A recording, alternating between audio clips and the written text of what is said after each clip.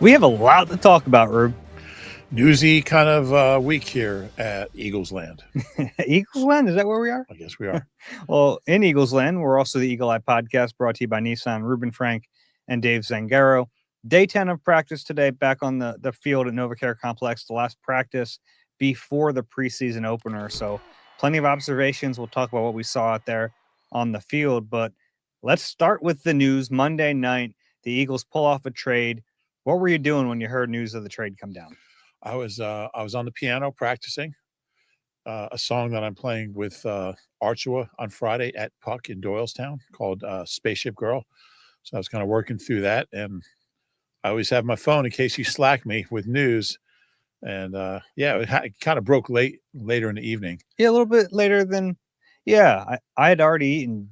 I had done a TV show, eaten dinner, and I was like finishing writing and kind of winding down, and then news popped. Yeah, and it's a significant move, potentially very significant move. Yeah, so let's break it down. The Eagles trade Thomas Booker IV, who's a defensive tackle, has been with them a couple of years, a depth piece who played 166 snaps with them last year, for a cornerback, Jakorian Bennett, 24 years old, turns 25 later this month, was a fourth-round pick, actually one pick before Keely Ringo in the 2023 draft. Yeah, and he's a guy who's had some injury issues in Oakland. Interestingly, first trade, Harry. Vegas. Pardon? Vegas. Whatever, you know what I mean. It's the first trade Howie Roseman has ever made with the Raiders. It's kind of interesting. Makes a lot of trades. You know how, like, when I travel to a new state, I like to cross it off. Do you think Howie has a board in his office with with all the 31 teams? I guarantee he knew that. I guarantee. I was actually looking for him to tell him that. But as far as I could tell, it's the first trade the Eagles have made with the Raiders. And I could have missed something because this seems impossible since they traded Bobby Hoying in 1999. But I guess it's possible. Couldn't find another one. But yeah, this is a guy who started some games. He's played some football. He's had some injuries. Eagles liked him coming out. Maryland a few years ago. And, you know, other than Quinyon, when you talk about outside corner, we've seen Keely and Adoree Jackson compete, and they've each had some good days and some bad days. But look, getting a depth piece like this is a good move because there's not a lot of known quantities beyond Quinyon. We know Cooper could play outside if they needed him to, and maybe one day that's what he'll do, but that's not where they want him this year. So I like the move. I think, look, this guy could go anywhere from a starter to not making the team. We just don't know. He wasn't on the field today. He was on the field. He wasn't practicing. So he won't play Thursday. And then next practice, I guess, would be Saturday morning. And then Sunday in the stadium, and start getting a look at him and seeing what he's all about. Kind of fell out of favor in Oakland. Yes, it'll always be Oakland to me. Yeah, poor guy kept showing up to Oakland and the team wasn't there. I think they traded for a guy and they have a rookie third round pick, and so he kind of lost his starting job. But he's a guy who's played a lot of football. Didn't have any interceptions. I think he started 11 total games out there. Played about close to 800 snaps on defense. So we'll see. We'll see how it goes. There's really no downside to a move like this. They like their depth on the inside of the D line, and they needed some depth at corner. Yeah, so I think there are two different conversations to have. One is about, well, there's probably three, because we can talk about the defensive tackle depth and what that means for that position as well. But first, Bennett himself, really athletic tester in that draft class, a little undersized, or at least for Pete Carroll. We know Pete Carroll likes certain measurements at the cornerback position. He has for years, and Bennett's not like super undersized. He's a shade under 6 foot, but not super slight. The guy he lost the job to was 6'3". So, you know, it's what Pete Carroll wants. So I think from that perspective, you're like, okay, well, maybe that's the only reason. But he was kind of, from what I read, he was playing with kind of every different team, first, second, third, and didn't really have a place. So I don't think it was a shock to people who follow the Raiders that he got traded. You're right about the shoulder. It seems like it was an injury that kept popping up or popping out. It was a shoulder surgery to fix a labrum, but he apparently passed his physical because he was out there at practice today. So that in itself is a good sign. Yeah. Yeah. And the deal can't be finished until both players pass a physical. John Spytek, the Raiders' new GM, worked here with Howie before Howie's GM, when Howie had a bunch of different titles. So they work together. So there's some familiarity. I always trouble with that word. Familiarity. You said familiarity. I don't know what I said, but they know each other. Yeah. Well, Brendan Hunt and Anthony Patch, who just this offseason went over there. So I think that probably played a role too. They just saw Thomas Booker. They've seen him for a year or two here. Yeah, so he was on the practice squad 2 years ago. And of course, the Raiders no longer have Christian Wilkins, so they're trying to backfill a little bit and get some more defensive tackle depth. Yeah, proverbial trade that potentially could help both teams. Yeah, and it's interesting because it's a trade in early August. You know, a lot of these trades Howie's made have come in the middle of the month, late in the month. Jahan Dotson was the end of the month. Jahan Dotson was the end of the month. Ronald Darby was at the end of the month. Yeah. So he's made these moves. CJ Gardner-Johnson was later than this. So this actually gives Jakorian Bennett some runway here. He has a chance to come in, learn the playbook, get some practice reps, and if he looks good and if Vic Fangio likes him, yeah, I mean, I think this is a commentary on the cornerbacks not named Quinyon Mitchell. Yeah, I don't see how you can look at it any other way. It doesn't mean he's going to win the job, but it does mean they thought they needed help at that position. Yeah, because if Keely Ringo in the first 9 days of training camp came out, asserted himself, looked like the no doubt number 2 cornerback, I don't think they make this trade. And you say the same thing about Adoree Jackson. Sure. If either one had taken ownership of this job, I agree. They don't make the trade. And I don't think they've been awful. I think they've both had some good plays, some good days, but neither one's really shown the consistency. Neither one's kind of separated from the other. So you see him taking turns with the ones. And, yeah, it'll be interesting to see what role he has at practice. Does he get any reps with the ones? Yeah. How long do you think it'll take before we see him, even if it's like late in a period, but Jalen Hurts is on the field on the other side and Jakorian Bennett gets on the field? It's an interesting question. I think next week. I think we might see that next week. Because you don't have a ton of time. Yeah, the wrench in the whole thing is the joint practices, but I don't think that would stop them either. Yeah. Which we learned today, there's going to be 2 of them with the Browns. Mm-hmm. Wednesday and Thursday. Well, we'll get to that, but when Nick kind of just threw that out there when he thought no one was paying attention. Yeah, I think we'll see with the ones fairly soon because, you don't have a lot of time. I mean, it's early. It's relatively early in August, but I mean, September 4th is coming right around the corner. It's like Vic said yesterday, we're running out of days. Yeah. So if you want to get a look at them, you got to do it soon. He said they're running out of days, but there's still plenty of time. There's plenty of time, but there needs to be a little bit of urgency, but it's not like they're up against it right now. But why not? Why not give him some reps with the ones?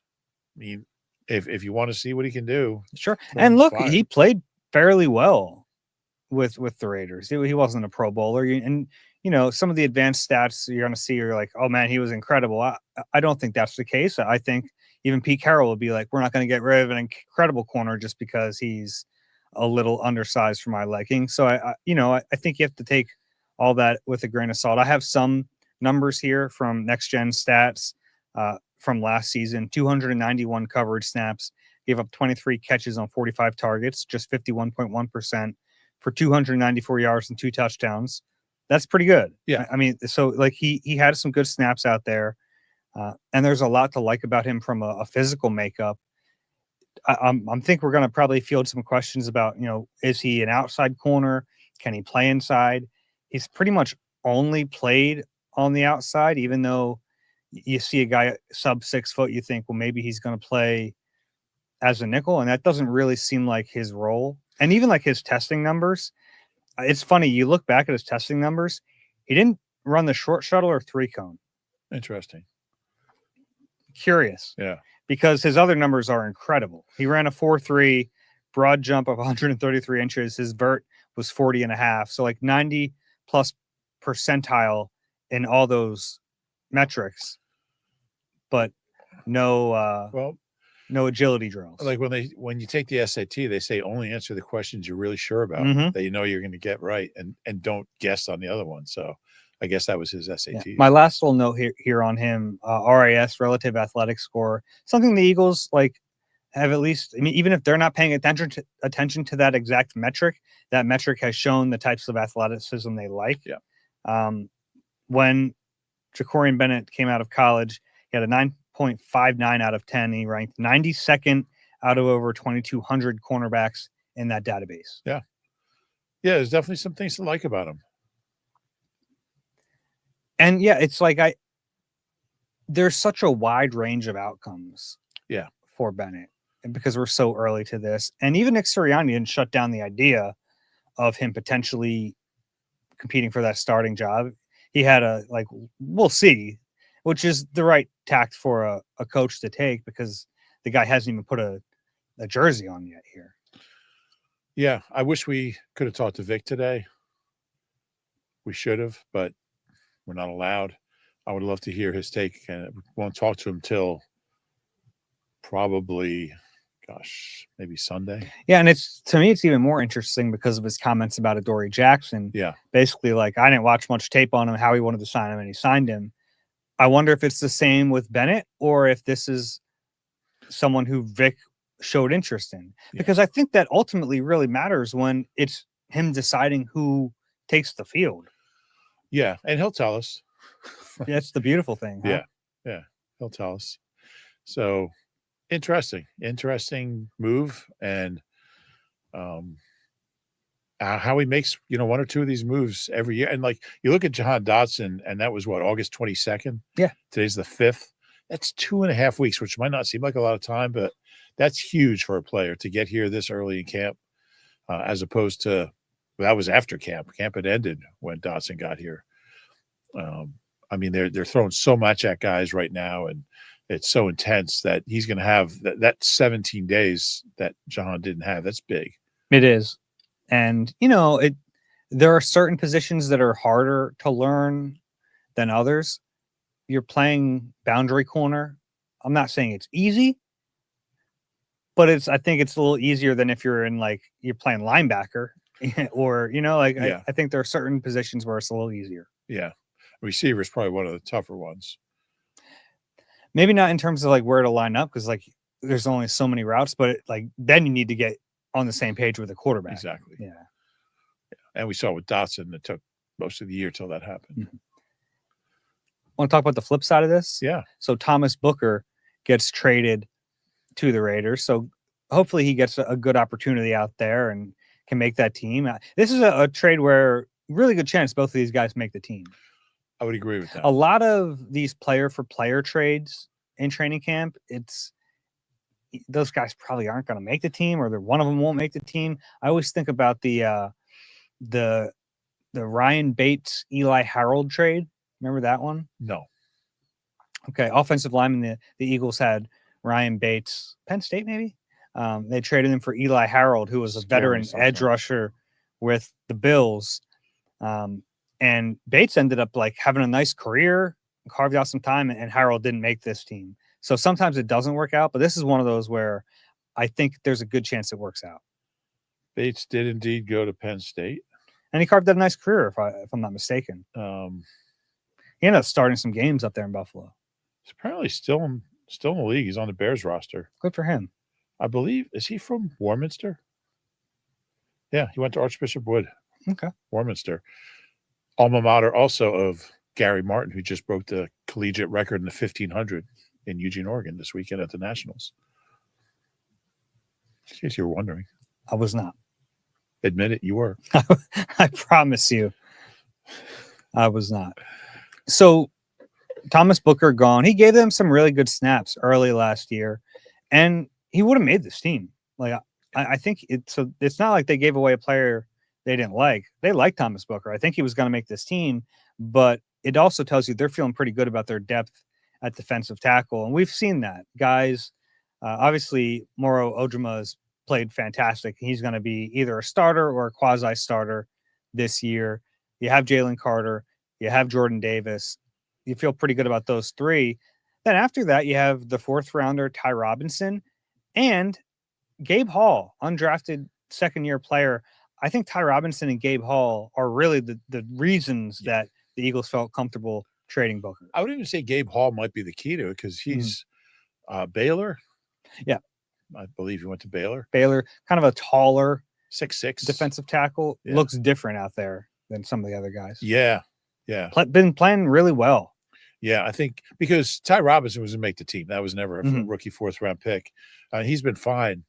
But who's the next guy? And I think Gabe Hall's kind of – even Vic, when he was asked about defensive tackle, brought up Gabe Hall's name pretty quickly. He did. And the other guy they have is Byron Young, who was here last year on IR. And then this summer, he's missed some time with another injury. Yeah.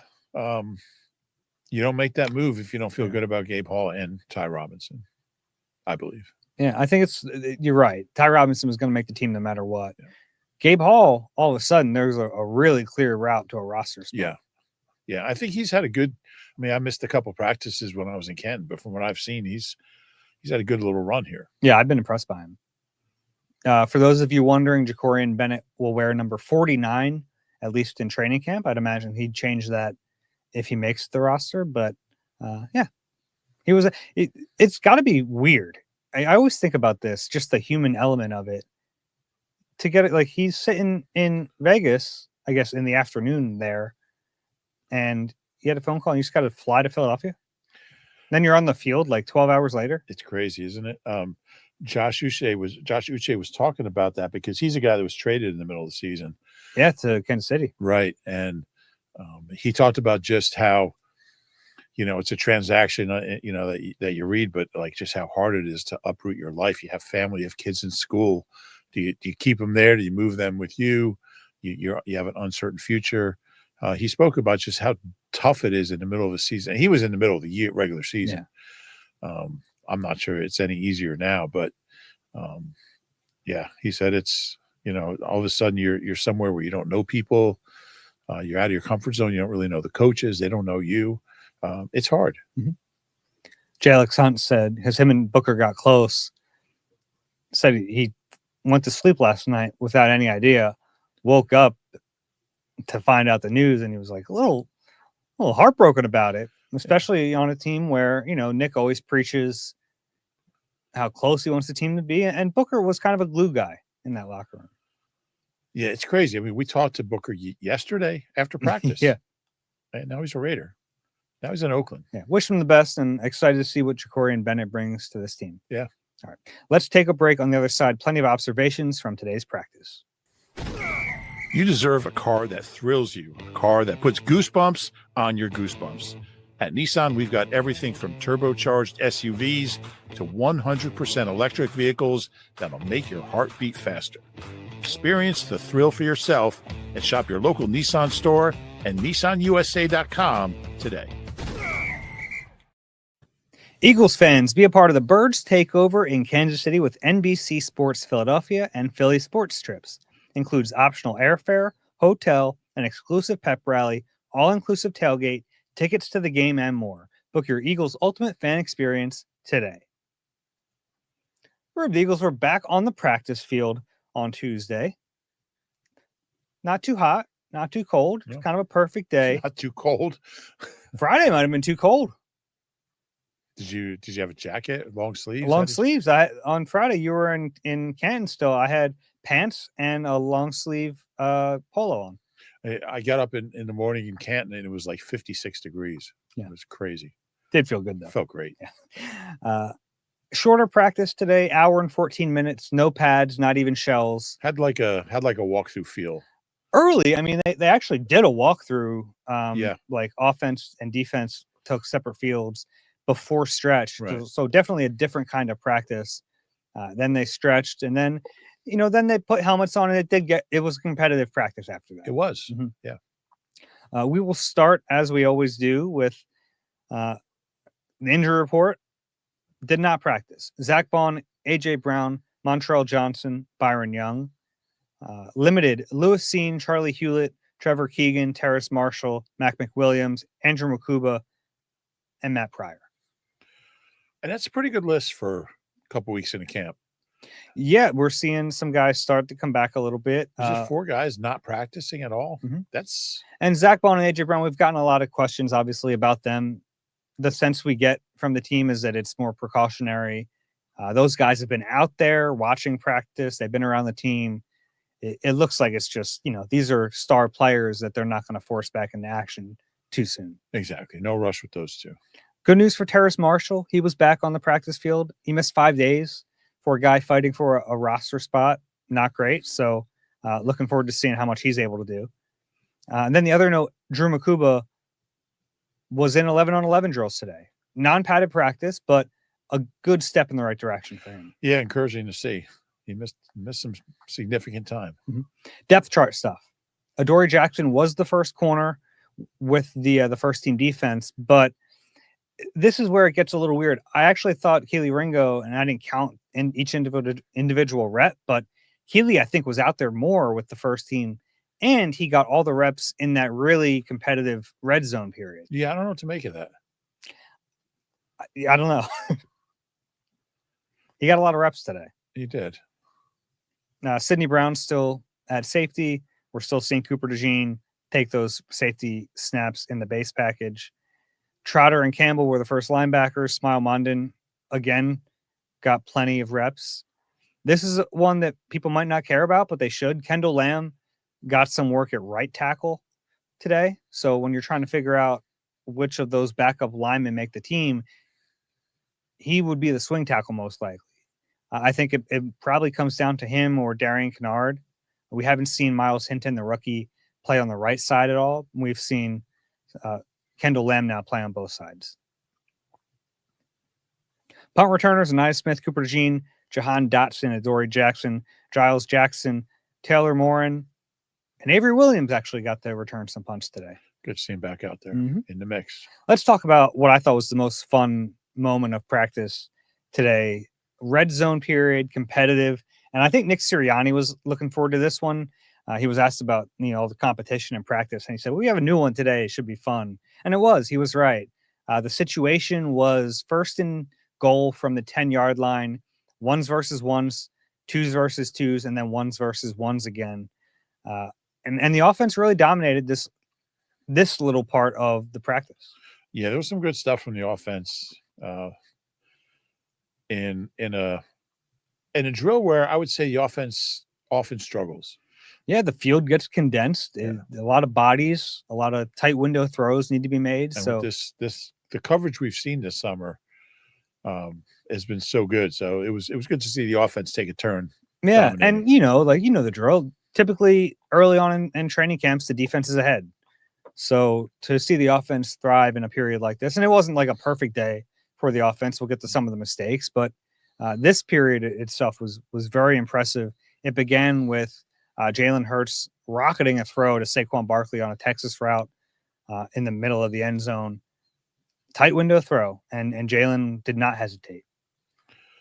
Yeah, and we talked to Saquon, I guess it was Monday, about, are you catching the ball more in this camp than last year? And he said he didn't know, but he said he thinks it's really important that he's different this year, that there's something different to his game.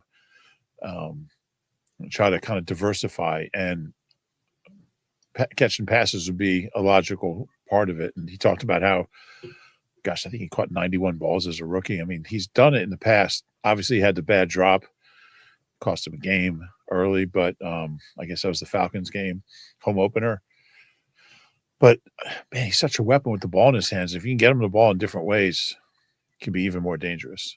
Speaking about running backs who catch the ball, the twos got out there. Tanner McKee hit Will Shipley. Back-to-back plays. Yeah. First one got about 7 yards, put him down to the 3-yard line, and then he hit him again with another pass to get in the end zone. So the offense is up 2-0. I just like Shipley so much as a receiver. I think he's got really unusual catching ability for a back and a young back. He's got soft hands. He doesn't fight the ball. The ball just kind of floats into his hands very naturally. It's just a natural pass catcher. He made a catch late last week. It was a low ball from Tanner McKee, and he picked it off the ground, like a foot off the ground. That's a tough play for a running back. Yeah. I can see him being. Look, I know you have Saquon and AJ Dillon. I can really see him being a part of the passing game. Third downs, goal line. 2-minute drill. Yeah, 2-minute drill. Yeah. And then the first teams were back out there again. It was a pass to Saquon to get down to the 6-yard line. And then the next play to me was one of the better throws we've seen from Jalen all summer. This is my favorite play of the day. Yeah. He had pressure in his face. It was cover 0. Jahan Dotson was running a deep, not deep, I guess. It was running a crosser. Couldn't be deep. Hits him in the back of the end zone through traffic. Just to see Dotson was impressive. And then Jahan did make a nice play, but the throw to me was the highlight. The throw to you? No, the throw, comma, to me, comma, was the I highlight. thought you caught it. Yeah, it was. It was. And that's the thing. There's so much traffic. So to be able to see that window, and we talk about him not throwing sometimes into tight windows in practice, he did it there. And you have to in a red zone. There's just going to be bodies. I thought, and he was fired up. It was cool to see. Like he was happy with that play. Yeah, Dotson had a good day. He's had a good couple of days since I've been back. Maybe he missed you. I think that could be part of it. There was an interception today, and this is where Jalen Hurts throws his third interception, but it was kind of a weird play. Jeremiah Trotter came as a blitzer, so he had a free path to Hurts, who's thrown off his back foot, and then Goddard kind of stumbles. So Cooper Jean's all alone in the middle of the field to make the pick, and he makes the play. But third interception from Jalen. Didn't 2 of his interceptions now haven't really been, It doesn't bother me. I mean, it's not a throw he would make in a game, I don't think. So you try something. I mean, who's it helping if he just takes off running on that one? So yeah, I liked it. Yeah, it didn't bother me. All right. What else do we have here? Oh, there was one play where he hit Devontae Smith down the right sideline with Josh Uche in coverage. They got Uche out in coverage 1-on-1 against Devontae Smith. And yes, of course, Jalen hits Devontae. It was a long touchdown catch. The fact that Uche was even in the frame was pretty impressive. Yeah, he hung in there. He could be in that cornerback battle soon. I doubt that. Moro Ojima had another sack today. It's like a daily.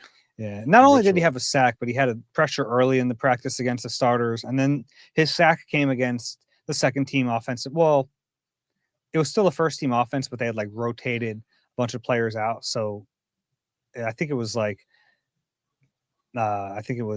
Steen and Cam Jurgens were still in there, and everyone else was the second team. So he got a sack.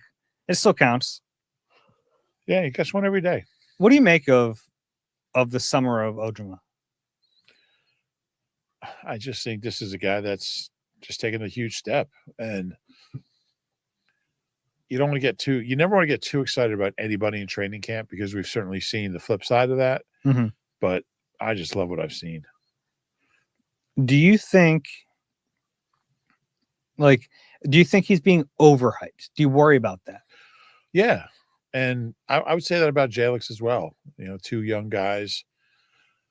All I can do is go by what I see, and they're both just making plays all the time. They both look great. They both look better than last year. Physically, they know the defense better. So yeah, you worry a little bit always about that when you super hype somebody in camp. I remember when you thought Mike Bellamy was going to be an all-pro. I don't even think we're really hyping him up as much as we're yeah, this is what's happening. Yeah. It's we're telling you what's happening in practice, and he's making plays every day at practice. Yeah. I think and then you hear his teammates talk about him. Yeah. It's that's not us. And they rave about him. Yeah. I've been really impressed. What else? Oh, Elijah Cooks. Another guy who keeps making plays. He said it's his goal to make a play every day, and he's really doing that. Caught a touchdown against Eli Ricks. He looked like maybe he tried to jump the route and stumbled a little bit. Maybe it was the move that got him off his game. But then on the very next play, Cooks catches a 2-point conversion. There's 2 things that are guaranteed to be in your obs every day. One is Tyler Steen took all the reps with the first team at right guard. Mm-hmm. And the other is Elijah Cooks said I actually didn't put that in today. Yes, you did. Elijah Cooks. Steen. Continues. Oh, did you forget it or just? No, I mean, I think we've reached the point on day 10 where it'll be news when he's not in there. Okay. Kind of feel a little empty right now. Okay. But the other is that Elijah Cook said he's going to make a play every day. Yeah. And he has. As long as he makes a play, yeah, he's in there. Dallas Goedert in 7-on-7s, great catch in the back of the end zone over Drew Makuba, who I thought had pretty good coverage on the play. I feel like every year we talk about Dallas Goedert being a threat in the red zone, and then he gets to the season, he doesn't catch many touchdowns, but he has that ability. Yeah, he does. I remember writing a story about that last summer. He never scored touchdowns, and like he should. Remember, he kept catching touchdowns in practice last year, and I was like, "Where is that during the season?" And he's always better. I mean, he's a really good player. He's had a good career, but he's always better in training. He catches more balls in training camp than in the season, but at least more consistent, because there are some big games from him. Yeah. But consistently in training camp, I'd say when everyone's healthy, he's getting the second most targets after AJ Brown. After Elijah Cooks. Yeah, every year about this time, I'm like, you know what? If he just can catch like 4.5 balls a game, and he always averages a high, like 12 yards a catch, the guy can be 1,000-yard guy, but it never happens. Darius Cooper made a catch today. A great touchdown catch over Mac McWilliams in the end zone. Elijah Cooks is running away with training camp darling this year. He's the guy who, when we get to August and we're going, no way they can cut him. No way he'd make it through waivers. But Cooper has made some plays. The guy, it's kind of funny because there are guys beyond the top 3 pushing, and it's not necessarily the guys you expected or you want. Who'd you expect? Well, you'd hope the draft picks from last year. Oh, yeah. But I mean, they were late round guys too. I guess you kind of would like to see that. Nick spoke really highly about Johnny Wilson today. Did. Talked about how much he helped the team. He's blocking for the number 1 rushing offense in the league. I think it's time for me to ask you an important question. How are you feeling about that Avery Williams pick from our feel really good our about split team draft? Really, really good about it. Yeah? Yeah, they're sandbagging him. And they're really doing it. I haven't noticed Avery Williams on offense at all. Not once. Kind of surprising because... But you forgot to take Jordan Davis, so that evens out. I didn't forget. Yeah, you did. You thought he was already Oh, did I? picked. Okay. Yeah. I still won. I don't know. Okay. I like my team. Yeah, I haven't seen Avery Williams at all. And Nick Sirianni, and maybe we overblew those comments, but like he really seemed excited about Avery Williams in this offense. Yeah. Yeah. He's had a few catches here and there. Haven't seen much at all. He's working as the personal protector on the punt team. Yeah. And hasn't been back there to return punts every day. He'd be a good stock down. Yeah. It's kind of a weird thing. Yeah. Okay. Keely Ringo nearly had an interception today. Had good coverage. Kind of bobbled the ball. Almost had a chance to catch after the bobble. Couldn't bring it in. Then he actually had a better chance to catch it the second time. Mm-hmm. Yeah, just a good concentration to bobble it to himself, but couldn't haul it in. And then he took out a referee on that sideline. He did. He steamrolled him. Yeah. Luckily, the ref was able to get back up. Scary. Looked like a little bit of an older gentleman. Yeah. So happy to see him get back up. He was a little shaken up at first, but yeah. Keely Ringo, 6'2", 205. That can't feel good. And he was moving quick. Mm-hmm. He was running from the middle of the field toward the sideline, the defensive right sideline. Yeah. The only other thing I wanted to highlight, Smile Mondin early in 7-on-7s really covered Saquon Barkley for a long time. And now it was red zone, so it's a tight area, not a ton of space for him to go, but he covered him during the on-schedule play, and then it's off-schedule, and Jalen's kind of rolling to his right, and he was looking for Saquon, and Smile was with him for most of the way. Little scramble drill. Mm-hmm. Smile's been impressive. Totally, yeah. He's been very impressive. Linebacker factory. Anything else today? No, it did turn into a good practice. It was fun. Yeah. Did you like my stupid observation of the day today?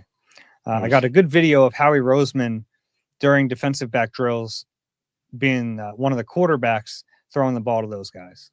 He loves having a hand in it. Mm-hmm. It's just funny that the guy who pulled off a trade last night, like 12 hours later, is on the field throwing footballs.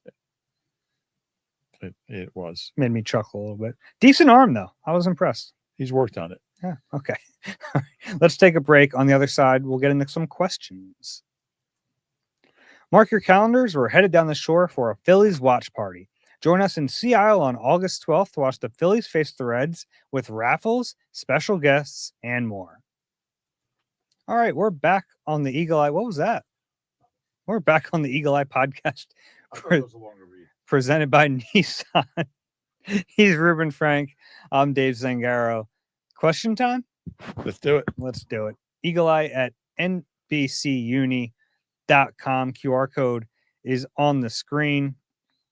First question is from Greg. Not really a question here. Hey guys, I'm sorry, but Reuben's wrong. If you ever want an easy way to get in this segment, this is how you start. Reuben's wrong. A ball flies farther in humid air than dry air, and humid air is actually less dense than dry air. Basic science, but a nice thing for Rube. I would love to hear a little bit of Rube's music on the pod someday. Thanks for the pod. Has been listening since Rube Knows and Quickslants. Wow. I did look up this a little bit, and apparently it's a big deal in golf and baseball that balls travel farther in humidity because the air is less dense. Okay, I was wrong. Yeah, learn something. This happens. Is now a science podcast. This is fun. And one day, do you think we can get some music on the pod? Your music? No, never. Come out to see the band. I like to keep two worlds separate. I don't think that's true. Sure, it is. Playing Spruce Street Harbor later this month, though. So okay, come on out. Next one is from Zach. Hey, Dave and Rube, with the battle at linebacker opposite Zach Bond being so close between Trotter and Campbell, at what point do you think Fangio will give Campbell snaps at edge if Trotter keeps performing the way he is? Call me biased, but I'd like to see Trot win that job. Campbell at edge would add more depth to the position and also give Fangio that Van Ginkel type player he's had in the past. Thoughts? Yeah, I think Vic was pretty clear yesterday about how far he is from being an edge rusher, and they give him some work at it. He's a linebacker, and that's going to be his role. And Trot's had a great camp, but I mean, he's not going to start ahead of Jahad Campbell. Yeah, I doubt it. And we were willing to make that concession, I think, for Nakobe Dean, because we've seen Nakobe play at a really high level next to Zach Bond in this defense. So there's a mark there that we know how high it can be. Whereas with Trotter, like, he's been good in training camp, but I don't know if he could reach that level. Yeah. That's why I think it's a different conversation when Nakobe comes back versus Trotter playing well in August. Totally agree. Yeah. And we still don't have any idea when that will be. Nakobe coming back. But can't lose sight of just how good he was last year. Yeah. He was really kind of an unsung hero a little bit of that team because of Bond. We have a question about Bond. That's a good segue. From Michael here. Hey, Dave and Rube, Zach Bond had a breakout season last year, no doubt. He earned that contract. But here's the thing. How do the Eagles know that's who he really is now? For 4 years in New Orleans, he was just another guy. Then suddenly he pops off with a career year, but they call it a career year for a reason. Most guys don't hit that level again. So what's the confidence level that last year wasn't just lightning in a bottle, that he's not just regressing back to the mean? Are we buying that Bond is now the dude, or are we betting on an outlier? Thanks as always. I mean, the consistency. I mean, he made a big play in every game. So he might not make as many splash plays this year, but the consistency he played with, it's not by accident. Like, you don't just, like, he could have a season where he has 1 sack and no interceptions, and he'll still be a good player. He might not make all pro because he doesn't have the numbers. There's no doubt in my mind he's a really solid backer. Yeah, and the problem with this is, like, if he had been, or with this premise is, if he had been a starting player in New Orleans for 4 years and didn't have this type of season and then had a year like this, I could kind of follow that logic a little bit more. But I think what last year showed me was that he just didn't have the opportunity and the right coaching to have a year like this in New Orleans. And they were playing him out of position. Yeah. They were playing him at the position we thought they were going to play him at here. and then they didn't. But I think that's the difference there. Yeah, it's a big difference. Yeah, because if he had been playing, I think I'd see that. Like sometimes a guy is what he is when you've seen it over multiple years, and then he has one big year and the stars align, and then he kind of goes back to being what he was. But that's for guys who are actually playing. He didn't play enough. It's funny because Josh Uche used that exact expression talking about his 11.5 sack season, the stars aligned, talking about whether he can get back to that level. But yeah, you see it. But I think that's a great point. I mean, nobody gave him an opportunity to play inside backer before. Really interesting. This is off topic now, but Josh Uche, Jalix Hunt talked about Uche's unorthodox style as a rusher, and just like how different he moves. And then I asked Jalix, like, if he's unorthodox, how would you describe your style? And he was like, I'm too new at this to be unorthodox. He's like, I have to kind of do it by the book, until I get that down before I can. Wow, it's like that's kind of a next level, right? Yeah. Like just to be able to think about it in those terms. Yeah, like he's like, I can't be unorthodox yet. Really interesting. He is such a thoughtful interview. So interesting talking to him. This one's a little old. We never got to it, but Do you think Randall or Jim McMahon's going to start Sunday? That Travis Fulgham, is he for real? This one's from Joe. On the last podcast, Ashland, this was when you were away, nearly wrote off Nakobe Dean with the expectation that Jahad Campbell will develop into the clear starting inside linebacker alongside Zach Bond. My question is this. If Nakobe returns to the same form he had last year pre-injury, where does he rank in the top 11 defensive players on this team?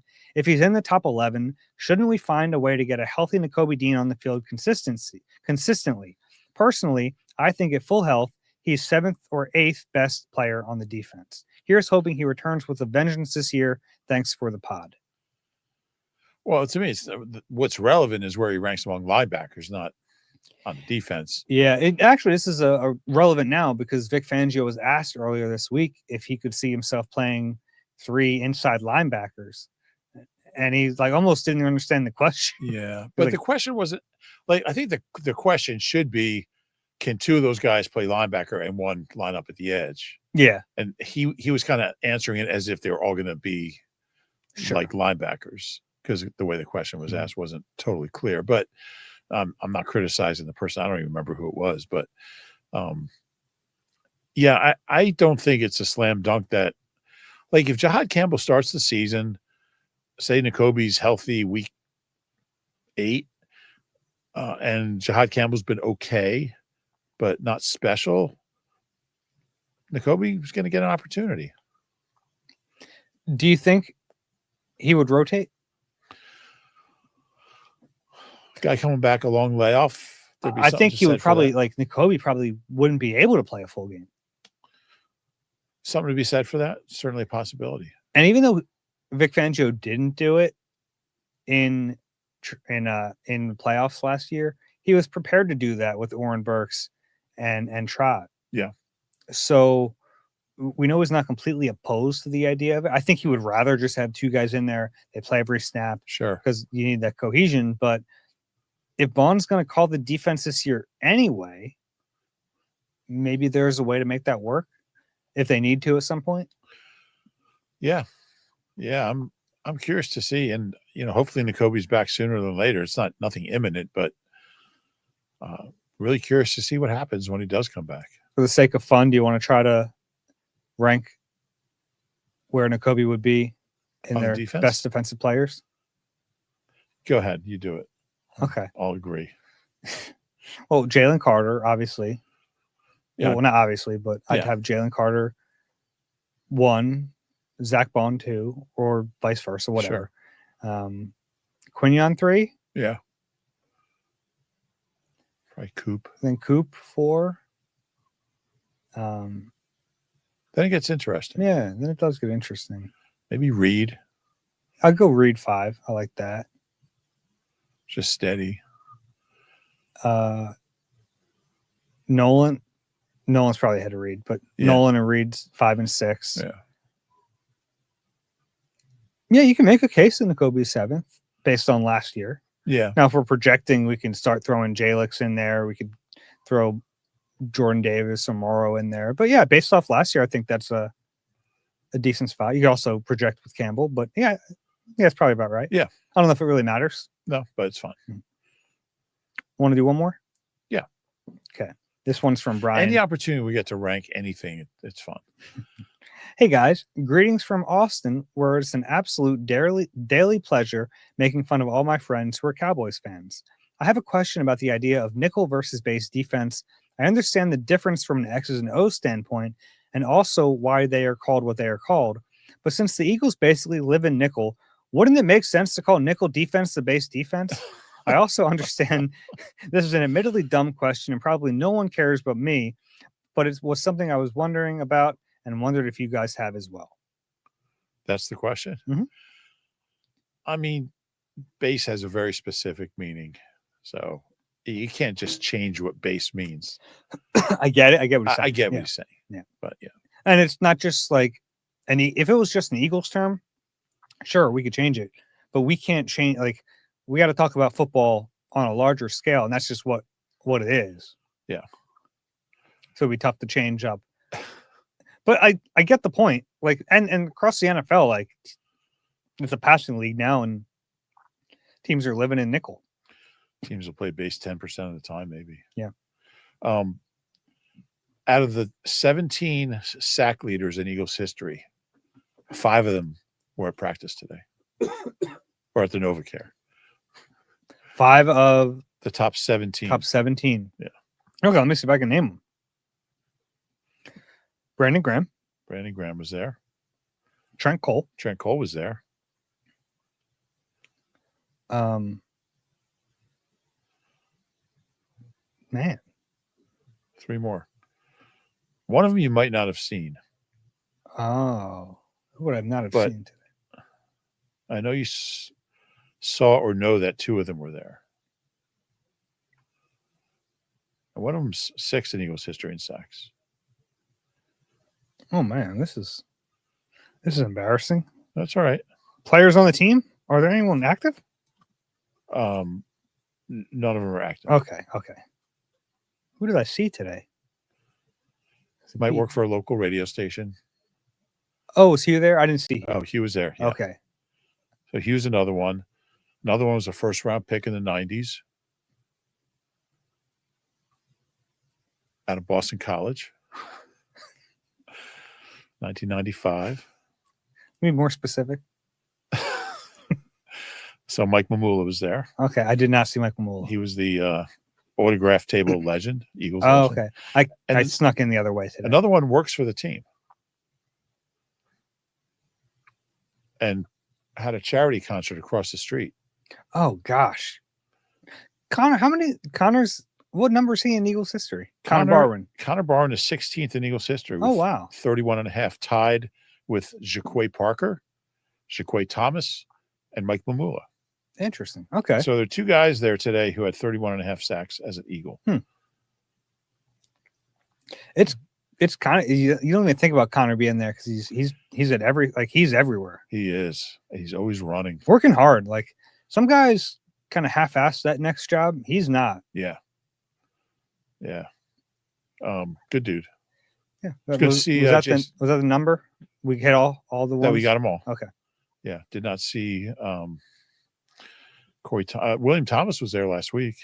He had 33. It was good seeing Trent Cole. Saw Jason Kelsey was there. He was putting away gear after practice. He was taking O-line mats and stacking them up. I mean, this is like a Hall of Fame guy who just signed a $100 million contract with ESPN, and he's loading gear on a cart after practice. Had a good chat with him. I like when the alums are around. You and I were talking about it walking off the field. It's just very cool that all these guys are around. It is. Like on any given day, there's Jason Kelsey and Brandon Graham, and obviously Connor Barwin's out there. Brent Selleck is always there. Like you have Mike Quick is always around. Harold's there. Yeah. Yeah, I'm missing Ike is always around, obviously. Hugh and Barrett. Like you have all these guys who played for the team that are around all the time. It's fun. It's cool. John Ritchie's always watching practice. And John, always appreciate.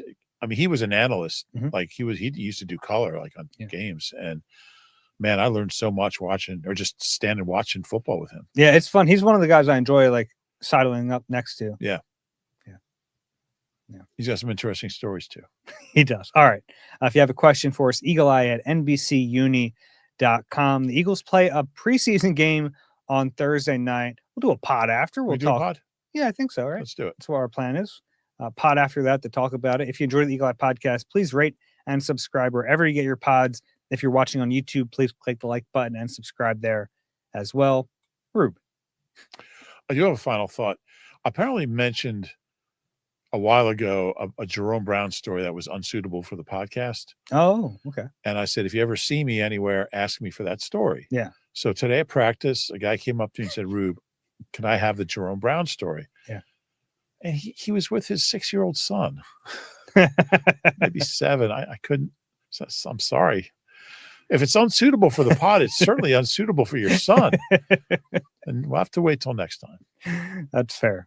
Yeah. All right. For Reuben Frank, I'm Dave Zangaro. This is the Eagle Eye podcast presented by Nissan. We'll talk to you soon.